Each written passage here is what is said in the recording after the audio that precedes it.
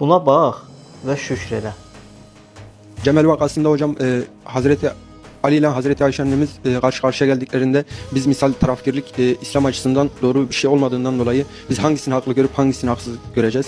Şimdi burada yani ehl-i sünnetin genel yaklaşımını söylüyorum bu konuyla ilgili.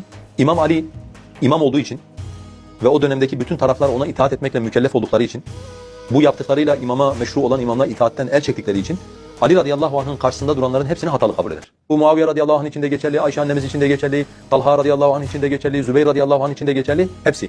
Çünkü bir yerde hak bir imam varsa, yani Müslümanların beyat etmesinin vacip olduğu bir imam varsa, Ali radıyallahu anh gibi, faziletinde hiçbir tartışmanın olmadığı öyle meşru bir imam varsa, bu imama biat etmek, ona itaat etmek, masiyeti emretmediği müddetçe onun gölgesinde olmak, bu herkesin üzerine vaciptir, sahabe de buna dahildir. Böyle yapmalarıyla bir hata etmişlerdir, bu yaptıkları hatadır.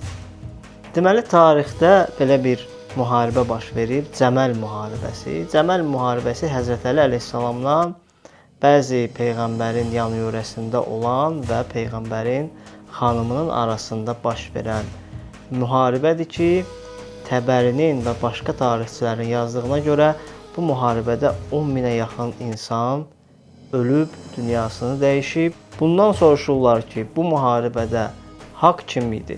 Haqq tərəfi kim idi? Batil tərəfi kim idi? Dediyinə görə Həzrət Əli əleyhissalam haqq tərəfi idi, çünki haqq imamı idi. Digərləri isə batil idi. Yəni haqsız idilər. Ammasına indi baxaq.